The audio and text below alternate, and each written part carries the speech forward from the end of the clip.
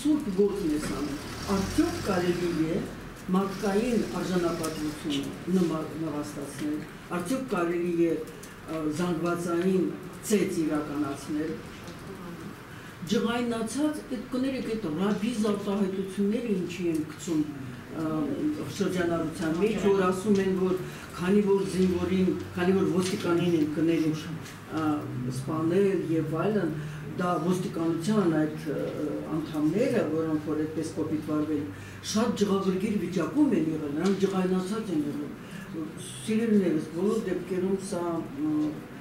թայֆա չի, ազգի եւ պետությունը։ Այդպիսի անգամ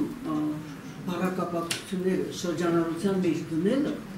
նա նսեմացնում է արդեն երկիրը եւ պետությունը եւ ոստիկանությունը ով ջղայնագիր է սարը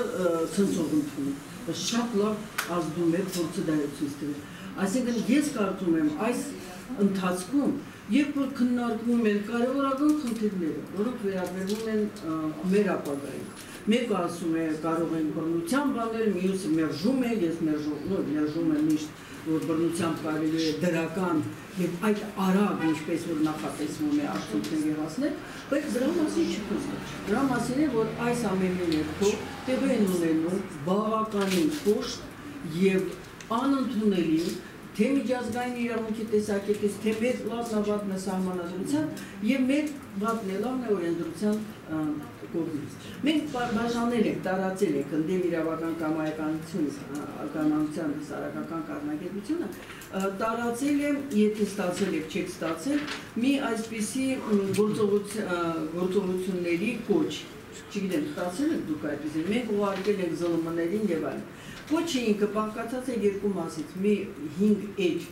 մանրամասն նկարագրված են բոլոր այդ օրինազանցությունները եւ իրավունքի ոտնահարումները, իսկ վերջի էջում մենք ուղղակի շարադրել ենք մեր պահանջը։ Դա 6 կետից է, ես բոլորը չեմ ընթերցելու, ընդհանուր առմամբ ոչը որն է, դադարեցնել ոստիկանության բռնությունների, ծեծի եւ ոստիկանների կողմից անմարդկային վերաբերմունքը ցուցարարների նկատմամբ։ Ես դա կրկնում եմ, բացարձակապես չկա այդպիսի վիճակ, երբ որ դա թույլատրելի է։ Անգամ երբ որ լինում է, ասենք, հատուկ կամ արտակարգ վիճակ է հայտարարում, մեկ է, կետերից մեկը հոդված Եվրոպական կոնվենցիայի դա խոշտանգումներից ազատ լինելն է, զերծ մնալն է։ Այսինքն անգամ եթե դա արտակարգ իրավիճակ է, արտակարգ իրավիճակ չի հայտարարված։ Մենք հայտնվել ենք ճգնաժամային վիճակում եւ դա բոլորը կարող են հաստատել։ Մենք այստեղ նշում ենք երկու բան, նախ եւ առաջ մարդու իրավունքների Եվրոպական կոնվենցիայի կետերն են նշված բուն կոչում, բայց ես կցանկանայի, որ դուք ծանոթանալով սրան, մենք ունենք այստեղ եւ գրած եւ օրենսդրության նորմերն են խախտվում։ Ես կցանկանայի անդրադառնալ դրան, ես համարներն եմ ասելու եւ սանկցիաների չափը։ Քրեական օրենսգրքի 309.1 կետում դա նշված է այդ ամենը ինչ որ տեղի է ունենում, որ եթե տեղի է ունենում նույն արարքը, այսինքն բռնություններ, ծեծ, դաժանները եւ այլն, նույն արարքը երկու կամ ավելի անձանց նկատմամբ կամ 5-րդ ենթակետը առանձին դաժանությամբ, ապա այդ գործողությունը անողը կարող է